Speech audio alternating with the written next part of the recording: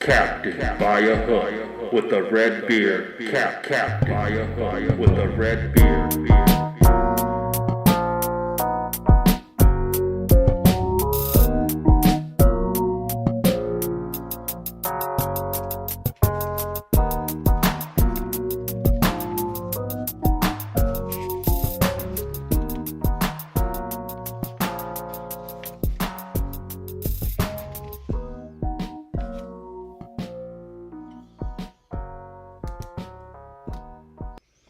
Yes, sir.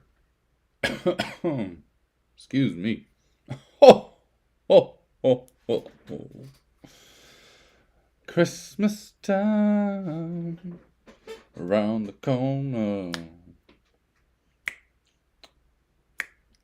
Man, jolly spirit today, baby. Gonna spend some time talking NFL. Want to talk the last 3 weeks. Some big games coming up this weekend, and particularly with the Saints and the Rams. But hey, what about last night? Eagles falling to the Seahawks 20-17. Hate to say I told you so, but I told you so. Last week I was talking about the Eagles just falling apart in front of our very eyes, injury after injury. Even the players that are playing don't look right or healthy. But hey, that's the name of the game. It's usually not the best team that wins, but the healthiest. That is a professional sports euphemism? What do they call it?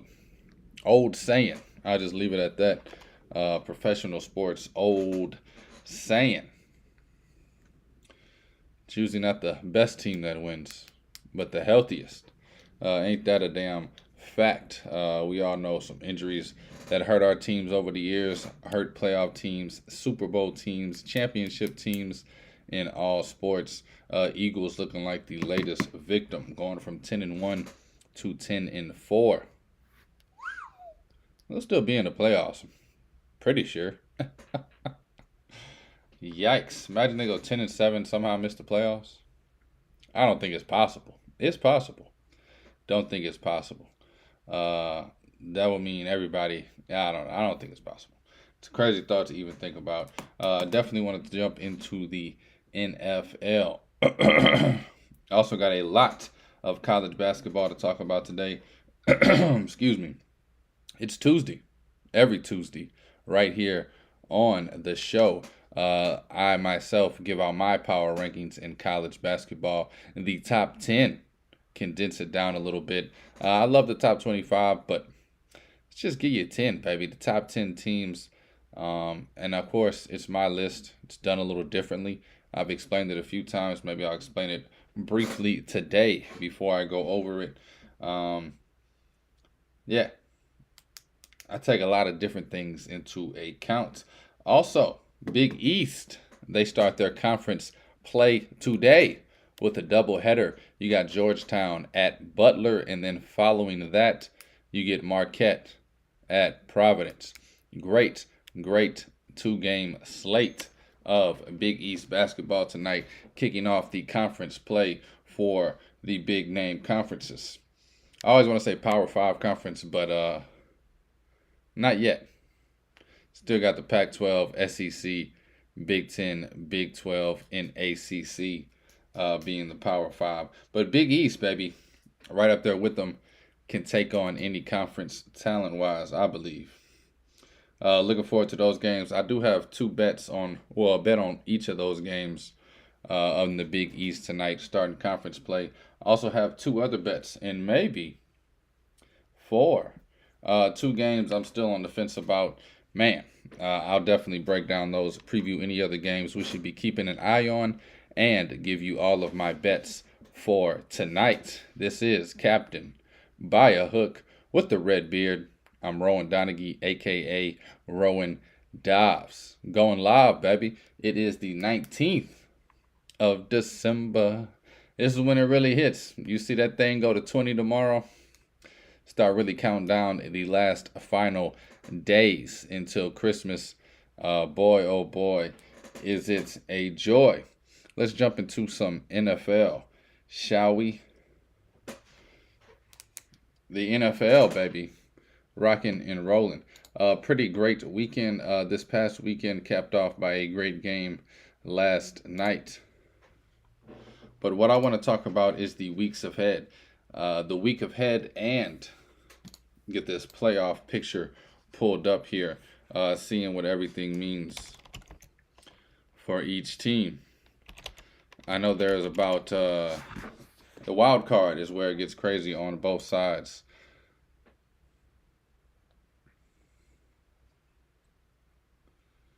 So right now in the AFC, only one team that's clinched, and that's the Ravens. They are 11-3. Ravens slowly becoming one of the favorites to win a championship, Super Bowl this season. And I'm kind of on the train. I'm on and off. I'm hanging off. I'm grabbing on, hanging off, suitcase flying, flapping in the wind. I would love to ride a Ravens Super Bowl run. Not something that I'm really too keen on or betting on right now.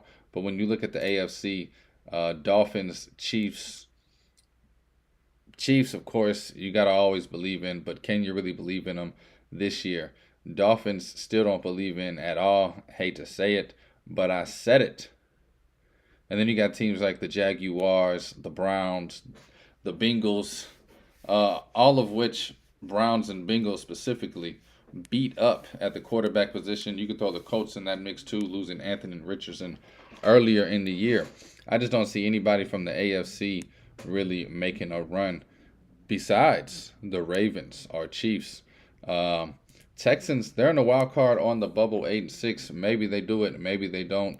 You could also throw the Bills in there if you, I don't want to insult you, but if you a damn fool, you could think that the Bills will go on a run after that impressive win against the Cowboys. Of course, a bunch of 7-7 teams, Raiders, Broncos, still trying to get up in that dance. Excuse me, man. Them last couple of days of getting that mucus out your system just be clogging me up. Nah.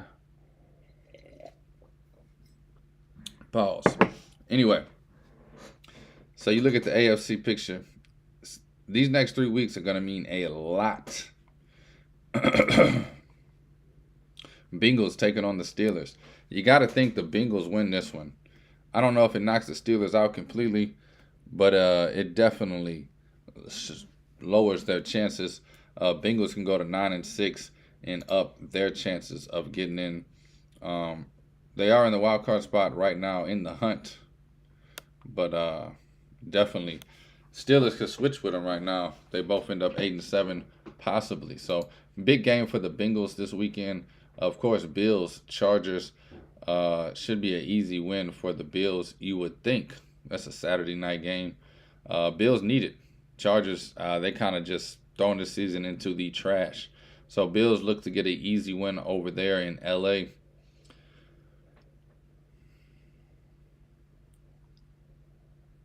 And then you got the Browns, Texans, two teams on the fringe. Again, both of these teams could end up 9-6 after this game. So you got to know that the Browns would love to go 10-5 behind the GOAT, Joe Flacco. Browns, huge game for that fan base and that franchise this weekend. Jaguars, they travel to Tampa Bay. A little Florida in-state action going on over there. Dolphins, they host the Cowboys. That's going to be a tough one for the Dolphins, but they definitely, they want to win it. Go to 11-4 instead of 10-5. Broncos host the Patriots. That's a huge game for their season. 8-7, still got a chance. 7-8, kind of thinking you're dead in the dumps. Chiefs take on the Raiders. Always a tough in-division matchup. Chiefs need a win desperately. They got the win last week, but they need to get a couple wins going to end this season on a good run. Excuse me. And then, of course, you have the maybe Super Bowl preview. Ravens, 49ers, definitely a 2012 Super Bowl rematch. That's going to be a good one, capping off Christmas night. Ravens, Niners. not really much implications. Ravens definitely can afford to lose a game or two. So can the 49ers. Moving on to the NFC. 49ers, Cowboys, Eagles. They have clinched a playoff spot no matter what.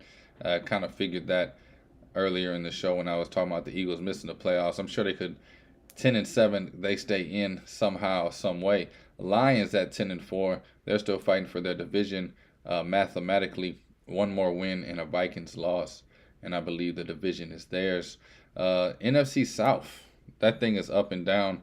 A lot of teams 7-7 right now. You got the Buccaneers and Saints, both 7-7. Falcons only a game behind at 6-8. Saints Falcons still play twice, I believe. No, we got Rams, Bucks, Falcons. How we end our season. The Saints 7-7. Gotta think you gotta win at least 2, maybe all 3 games if you are the Saints to try to get in the hunt. Definitely gotta beat the Buccaneers and Rams. They are above us right now. Actually in the wild card. If the season ended today, Rams, Vikings, and Bucks all with the same record as the Saints would get in. Saints would not get in. So we have a chance. Play the Rams Thursday. Play the Bucks the week after that. Get those 2 wins. Hopefully that secures a playoff spot. If not, we'll have a game against the Falcons last week of the season. But the NFC, I mean, I don't believe in the Cowboys. If they get home field, maybe they make a run. But I don't believe in them. You got to think Niners are still the favorite. I picked them preseason. Haven't shown me anything of wavering since. They did go on that 3-game losing streak. However, won 6 in a row since then. 49ers still my favorite to come out of the NFC. AFC had Bengals preseason. Kind of leaning towards Ravens, honestly. I know that's kind of a chalky pick right now. But I don't see the Dolphins or Chiefs having that magic that they need. Who knows? Maybe Jake Browning has some Burrow magic and the Bengals still end up making it. That is a long shot. NFC, they got a few big games this week. Just talked about the Saints-Rams. Winner of this game solidifies their stamp, knocks the other one out a little more. The Saints win it, we would be flipping spaces with the Rams, who now hold that last playoff spot. Where we at? Falcons, they take on the Colts. Falcons got to win out to even have a chance. You got to believe. Got to go 9-8 and win the last 3 games of your season. So that'll be huge for the Falcons fan base. Seahawks, they're sitting at 7-7. Sheesh. They got the Titans. They just beat the Eagles. Kind of kept their season alive last night. Big spot for the Seahawks last night. Shout out to Seattle, keeping their hopes alive. Lions, Vikings. Would you look at that? I said the Lions need to win, Vikings need to lose. Lions could put a stamp on that NFC North championship with a win over the Vikings,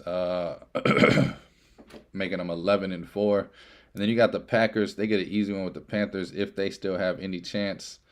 Never know. Bucks, again, they host the Jaguars. Both of those teams need a win, a huge win for both of those teams, whoever wins that game this weekend. Yeah, I don't know. That's about it. Like, biggest game of the weekend. Of course, I'm a Saints fan, so I'm going to say it. But Saints, Rams, man, one of those teams could possibly not make the playoffs because of this game. Can't wait. Looking forward to it. These last 3 games of the season will be huge for all these fan bases. Coming down to the last week, we'll probably have 2 or 3 open wild card playoff spots, maybe even some division titles on the line. So that's what you got to love about the NFL. It's going to come down to the wire every season for those few spots.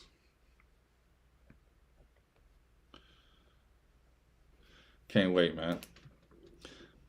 It's Christmas weekend. Football is usually not the focus on Christmas weekend, but I think there'll be some eyes on some of these games. I know for sure. I'm glad we played Thursday. Get our game out the way, baby. Anyway, it's Captain By a Hook with the red beard. I am Rowan Donaghy, a.k.a. Rowan Dobbs. Let's jump over to some Big East talk for a minute. Big East starting their college basketball in-conference season play today. Again, you got the doubleheader with Georgetown, Butler, Marquette, and Providence. I do have 2 bets on those games.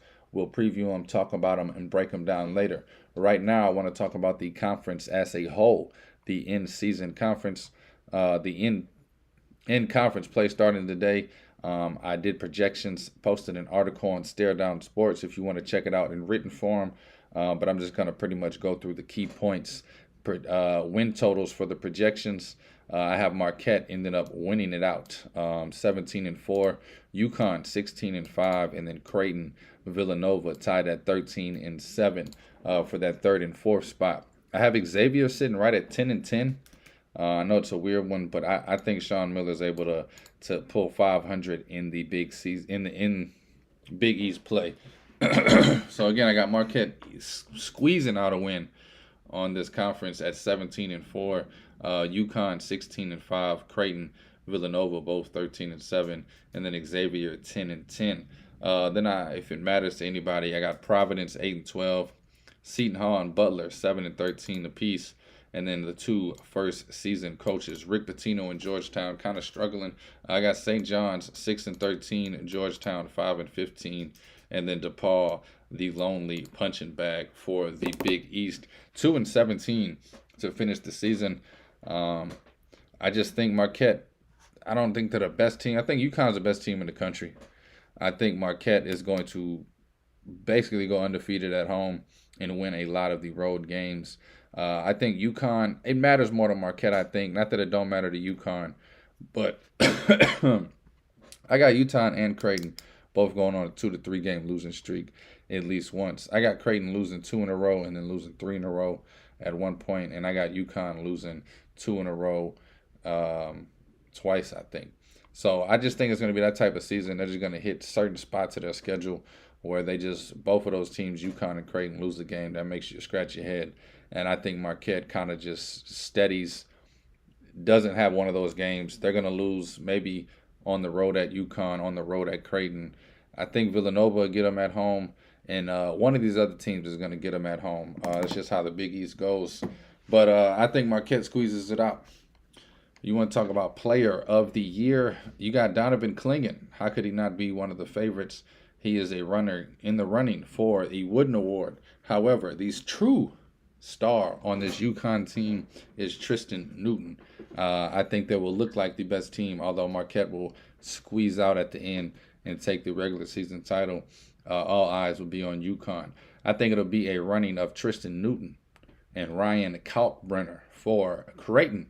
I think those will be the two guys talked about the most for player of the year in the Big East. Big East player of the year. I think Tristan Newton for UConn ends up coming away with that one. Marquette, I talked about them winning the division, the conference, whatever you want to call it, 17-4. That's where I think the coach, Big East Coach of the Year award goes. Shaka Smart and Marquette. Talk about tournament bids real quick with the Big East. You got to think those top 4 teams are going to be in it. Talking UConn, talking Marquette, Creighton, Villanova. How deeper can this conference be? Adding in the first 4 in, last 4 out, all that stuff. You got to look at teams like Providence, Seton Hall, and Xavier.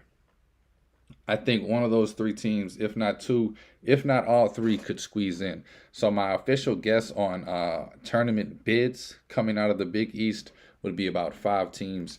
I'm talking Marquette, UConn, Creighton, Villanova, and then one of the 3, Xavier, Providence, or Seton Hall for sure. Out of those 3, Xavier, Providence, or Seton Hall, it is a possibility, and I would not be surprised if a 6th or 7th team. So I'm guessing 5 to 7 teams from this Big East, one of them being in the first 4 in, one of them being like a low 13 seed. I think Villanova is going to be around 7 to 9 seed. And then I think you're looking at Marquette, UConn, and Creighton for all seeded in the top 4. So depending on the first 4 in, first 4 out, I think you can get up to 7. But I think it'll be 5 or 6 is my confident answer on Big East tournament bids. Xavier is going to be the one on the fence along with Seton Hall. I think Providence might actually get in. I think they got a good team this year. We'll have to see how that schedule plays out. 8-12, it'll be hard. But they have a lot of good home games. Oh, also, whichever team does it, that 6 to 7 team is going to have a deep run, maybe even that fifth team into the Big East tournament, maybe become the final four of the Big East tournament. So, five, I'm going to say five. Official answer on tournament bids. Let's go 5 teams from the Big East squeeze in. I think 2 teams can make it to the Sweet 16. And of course, UConn is my favorite right now to win it all, have them going to the Final Four and eventually winning it all. Um, Sweet 16, Elite 8 for, I'm thinking Marquette or Creighton. Creighton might be the better tournament team, but Marquette is built to play against anybody. And again, I got UConn being the best team in the country. So that's Big East basketball, baby. Their tournament season starts tonight. Speaking of basketball,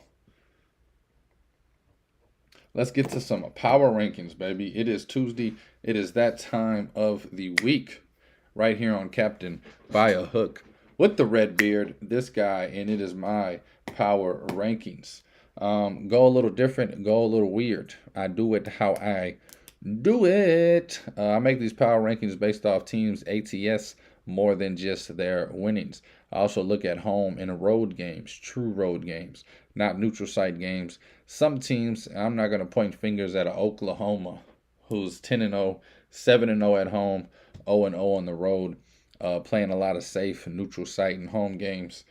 Do have 4 good teams that they played, but they just haven't had a true road win. You look at Arizona, who went to Duke and won. You look at UConn, who went to Kansas, barely lost, but still going to Kansas, one of the hardest places to play. I forget, but there's just been some teams that will go on the road. You look at Memphis; they're only 3-0 at home, 3-1 in true road games, and a couple of neutral site games. So Memphis is very high on my list for stuff like that. Again, Arizona goes to Duke and gets the win. You got Kansas, Arizona, Houston, all 1-0 on the road. Creighton 2-0 in true road games. So I don't know. Let's get into it, baby. Number 1, I'm gonna go Purdue. Hardest schedule, best schedule. Only 1 loss. Took care of business against Arizona. This is the first time in my life I think Purdue has a real chance to do something special this season. Not want to jinx them, not going to overreact, but I've never believed in them as much as I do now. It's not just Zach Edey. They got some guards and some wings that can play some ball. At number 2, the team I think is the best team in the country. Just talked about them a bit in the Big East breakdown. Let's go over to UConn. I'm going to do UConn at number 2. Connecticut looking like it, whatever it is. After UConn, I got to go to Arizona. They lost to Purdue, yeah, but still, great team, great resume, have played big games. Got another big game coming up this weekend, and I believe tomorrow. I think they got 2 big games. I want to say it's Arizona, Alabama Wednesday, and then Arizona, Florida Atlantic Saturday. Not shying away from anybody. Love what Arizona's done this season. They are number 3 in the country. Number 4, gotta go Kansas. Only, 2 losses? Great performance in Indiana.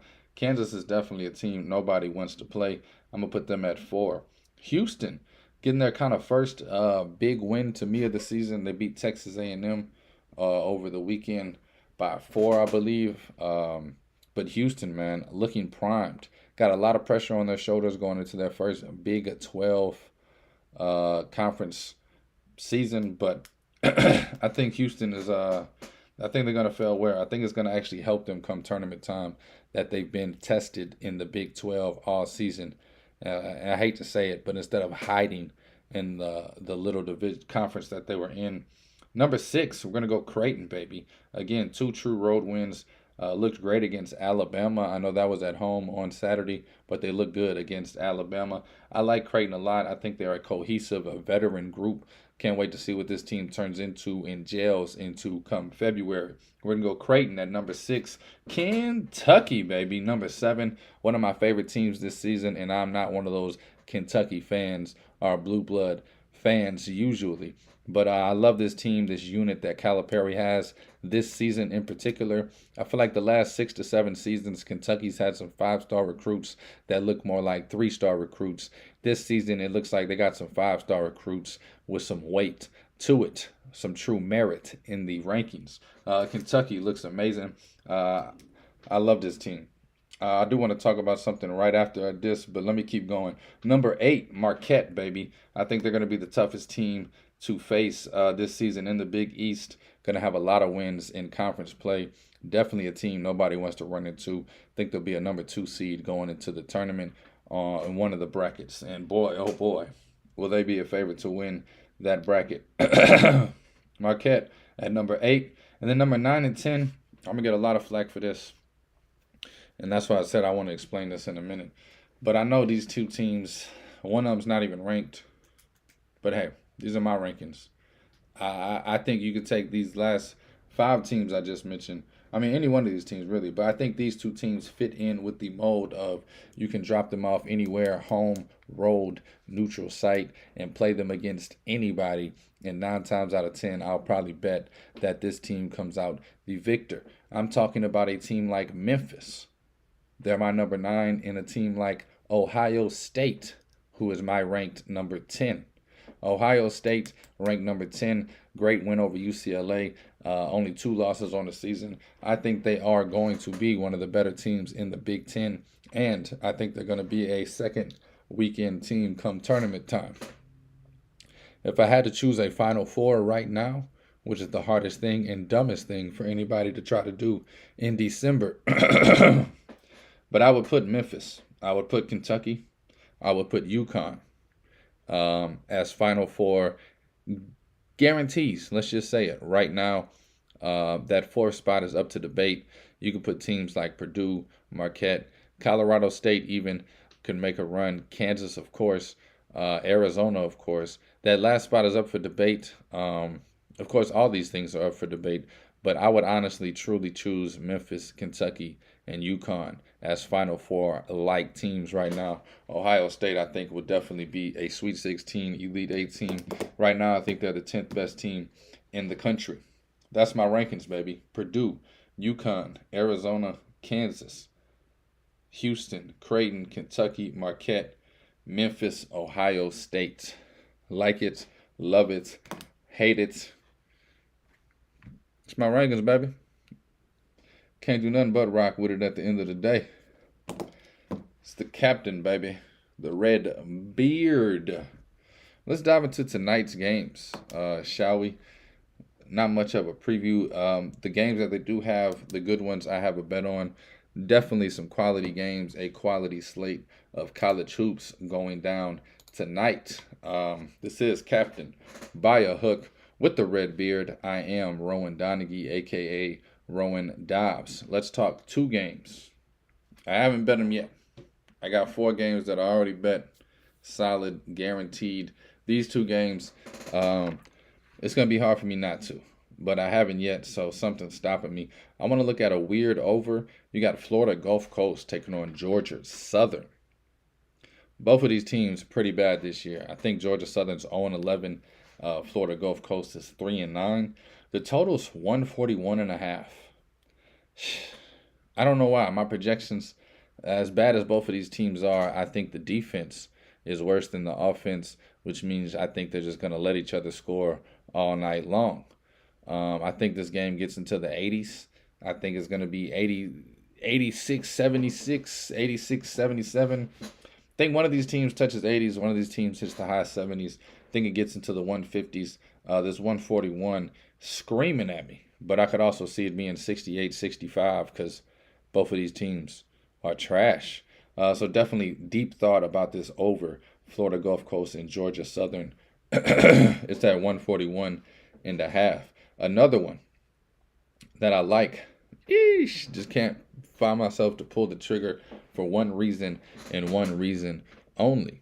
Indiana is at home, coming off of a tough loss. And by tough loss, they were up and in control, end up losing the game by 4 to Kansas on Saturday. That was at home. They're still at home. And now they're coming with Morehead State coming in. Morehead State is a solid school, but this could be one of those chances. They have already lost by 30 to Purdue.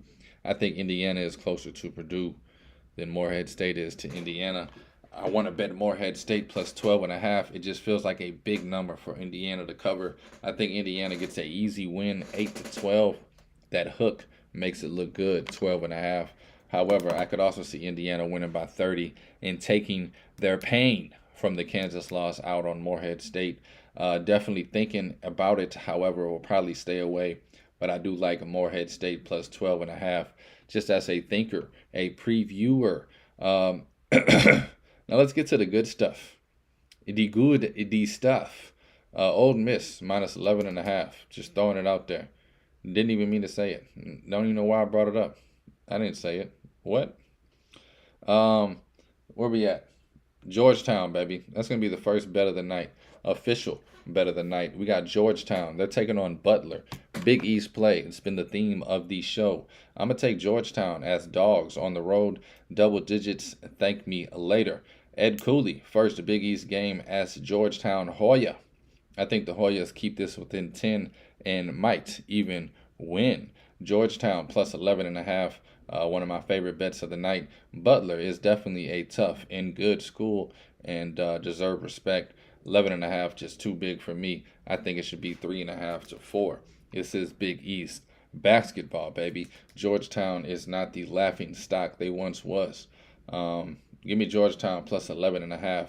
That's the first bet of the night. Another dog that I got that I like. I think this team has a chance to win outright. Numbers already moved.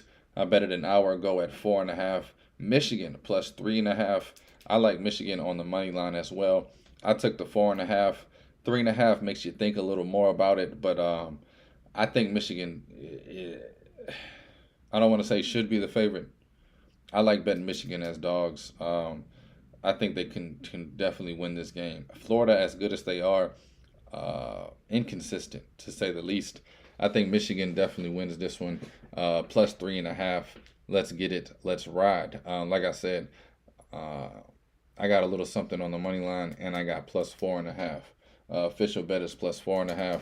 3.5 ain't bad though. Michigan, they're taking on Florida. Neutral site game in the Jumpman Invitational. And then we're going to go to one of the late games before I bounce back up to the game of the day. We're going to take Marquette as a favorite on the road. 4.5 is the number. They're taking on Providence.